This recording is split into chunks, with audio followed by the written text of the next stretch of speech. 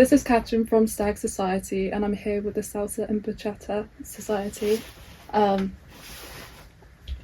you like to introduce yourselves? Yeah. Should I go first? Yeah, go ahead. So I'm the president of Salsa Society. My name is Javi. I'm the VP. My name is Nina.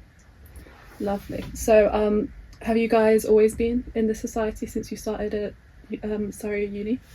Yeah. So I joined quite late last year. I joined right after my birthday in October, and since then I think I've been one of the most active ones. I both performed and organized some of the events that we've had. That includes the DCL trip, and that is a trip to Birmingham. So it was a lot of work.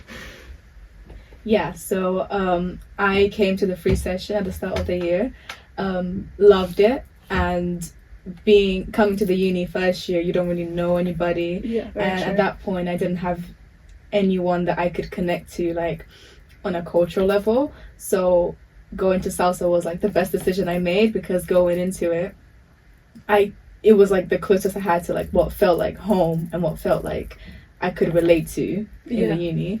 I went to the free session and then went to the sessions after that, then had to balance like society and coursework and stuff like that. So I took a break from it, didn't go to the events as much.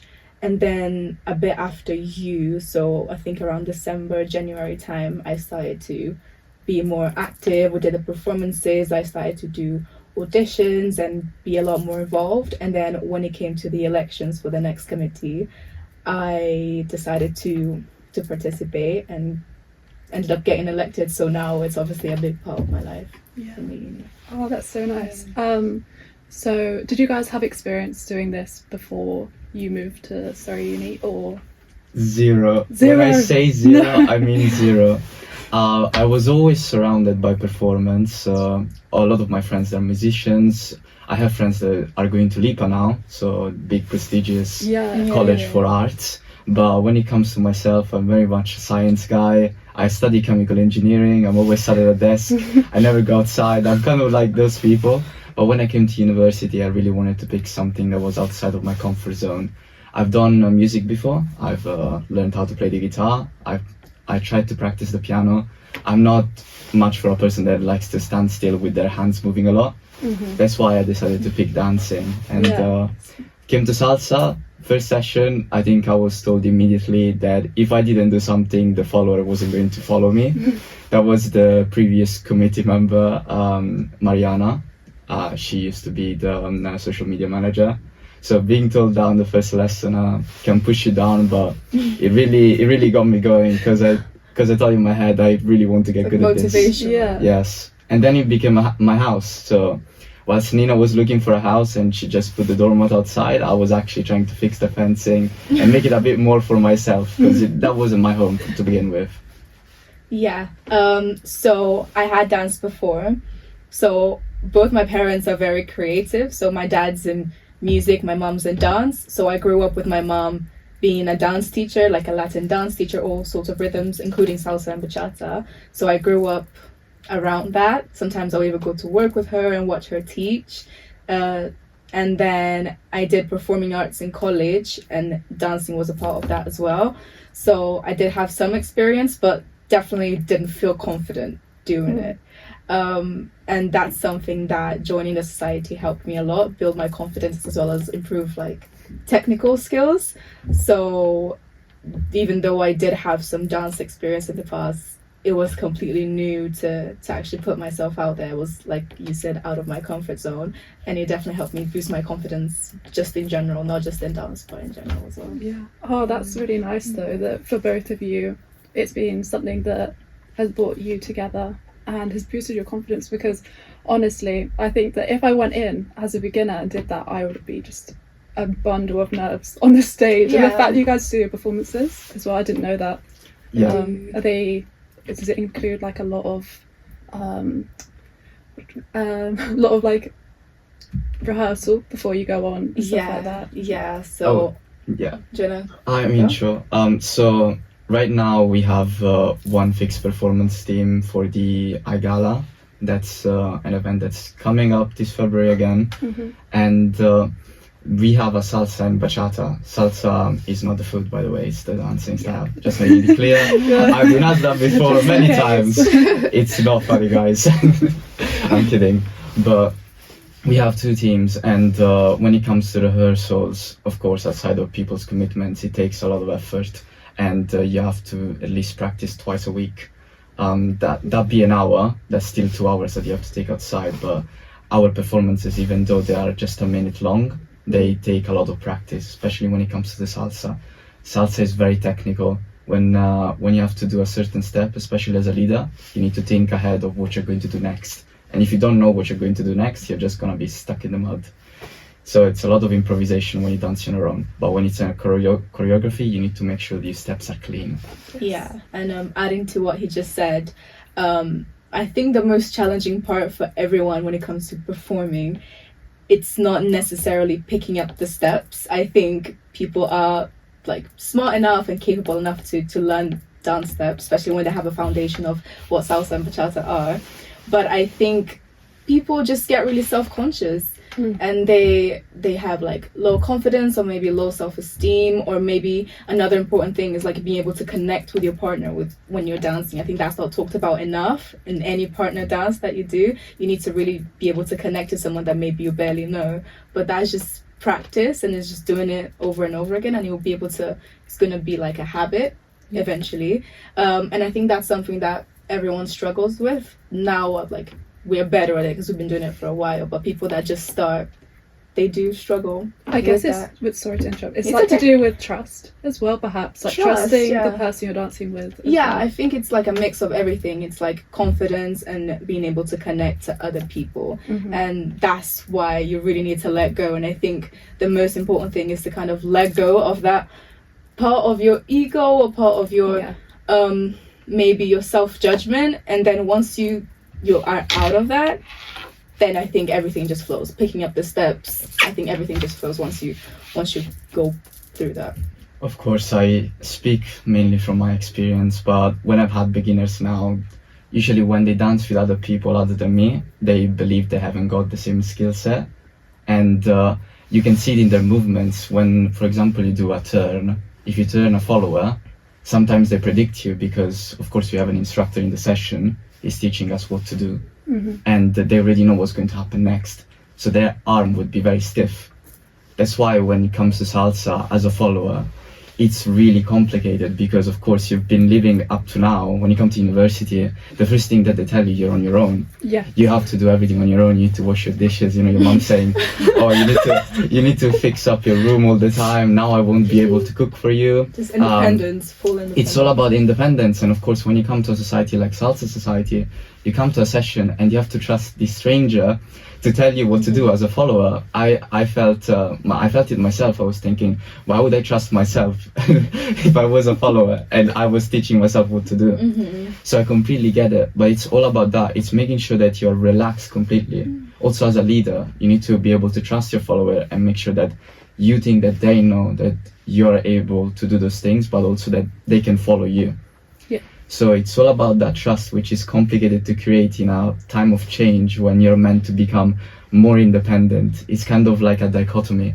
You come into a place where you're meant to be on your own, and then you go into a society where you're meant to trust everybody else. Yeah, it's like a skill that's so important, and it's transferable to every aspect of the uni life. It's like you're going in somewhere and you're scared, and it's a new experience, and you don't know anybody, but in order for it to flow and work, you have to let go and just relax and just be open and trust yourself and the other person.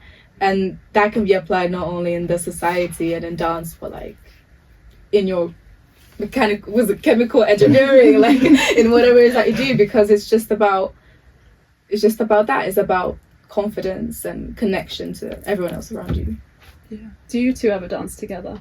Yeah, of course. I mean, I really want to see that. I think we don't dance together because we're like president and VP. Like when we do socials, we just end up dancing, or like partner work. Yeah. But I think that would be fun to do like a committee performance or like dance. Yeah, that would be really cool. Is it as well?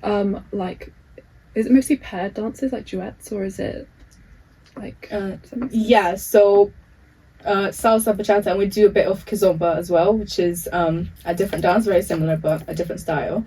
When we perform, the base of it is partner work, but you can do the steps that you can do, letting go of your partner or just by yourself. It's like all about styling and what you want to include in the choreography. Warm-ups as well, or individual exercises, or individual like things. It depends on what you want to achieve. It depends on what you want to do. But the general thing is everything is partner work, which is why connection is so important in everything. And to get onto that, we do have styles that are mainly individual. So we have stuff like merengue.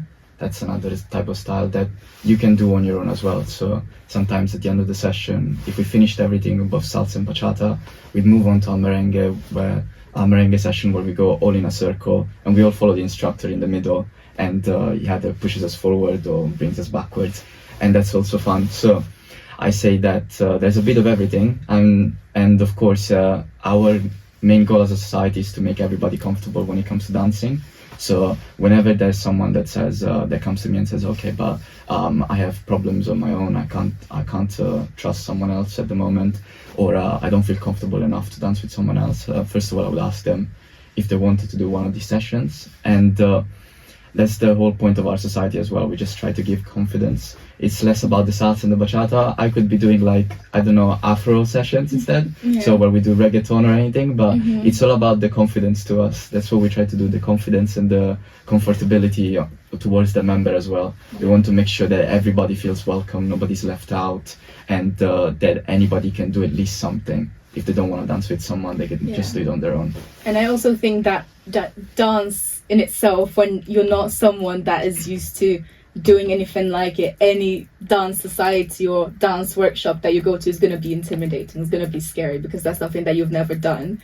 But the thing about the Salsa and Bachata Society is that it's not just a dancing experience, it's like a cultural experience. It's like, it's another element of like, which might be unusual for some people, the songs, like the different people that you see, which is why I loved it so much when I first came, because I found myself in that. But to some people it might be just, oh wow, I've never heard this song before, I don't know what they're saying, I don't know these steps, I don't know this rhythm. So that is another element that can be intimidating for some people that don't know. So that's another thing that people have to work through, and like learn about new cultures and meet new people.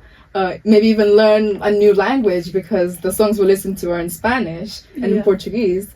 So it's a whole thing on top of just the scariness of going into a dance class. It's like beautiful elements that add on top of that, and that like people really flourish after they start coming. They really, you know, they bloom. Like they're like, wow, there's a whole other side to the university, to dancing that I didn't know, and to people as well. You know? I like that you think that people flourish when they go there. That's so nice. Yeah. I really see that. I really do. Yeah, it's good. So how many people as well are in the society? Sorry. At the moment, I think we have, so of course we have both opportunities for members and non-members. For members at the moment we have about 80 people, so it's quite a lot. And per session we have about 35 to 40 people coming, so we make just about enough 20 pairs, 18, usually it's around that number. But I would say that when it comes to like our social, it's very, very different, and we do end up getting people from everywhere. So we have people from business society, or Abacus, or even from Surrey Filipino society. They come all together and we all have fun. That's we love the collabs. We love them. We love them so much. They always get invite us over, because of course, even if it's just a karaoke night, we're gonna be the one that make like the most spice, noise. You know, we're like it's just always fun. I love it. What are your socials like then? Like, in the society? Like terms of events. Yes. Yeah. So we usually have karaoke nights as a pre, and then we go to Aliba when we have one of our DJ friends. Yes, we have DJ friends. A lot of connections out here. Yeah. Whenever they're doing one night, they'll invite us over and we bring people. And usually we go to Aliba, but we're trying to organize with other clubs as well in town. and it's always going to be about Spanish, Hispanic music. It's about celebrating that Exactly. culture, Yeah. which is like, it's not just learning the steps to salsa and bachata. It's like I said, it's a whole cultural aspect, and in sessions or outside sessions, there's always gonna be that whatever we do. And Ali Bar is such a gem because they are very big on like Afro Latin culture and music and people, and that's why we love going there. That's why we love. And we also have other socials where we just practice our music. So I have a playlist on my own, and we put that on. Maybe have like a lazy Sunday, something like that. People come around after lunchtime, or maybe we have lunch together, and we would just dance to that music, and they can practice all the steps that we've done before. Because again, all of the steps that get taught in our society, they're all steps that you can do at any point of the song. It's all about the individual confidence. We don't try and teach flashy stuff like they do on Instagram, you know, the and then you put it on your head. We don't do that. We don't do that kind of stuff, or even the fancy body rolls. Only if you want to do yourself. Sometimes we like to spice can't it do them. over. Well, remember, he was a beginner and you had experience. Yeah. So But maybe you can do that. I'm a lord. You could give me 5 years on body rolls, I still would not be able to do them. I move like Pinocchio, like this. That's why I'm a leader and I'm not a follower. So wait, do you mostly follow? Yeah, so the whole concept of leaders and followers.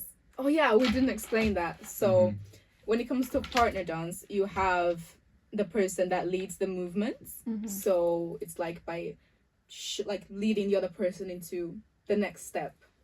Pretty much that's what it is. Yeah. So whether if you're doing the basic steps, you're going to lead your partner into a spin, or you're going to lead them into something.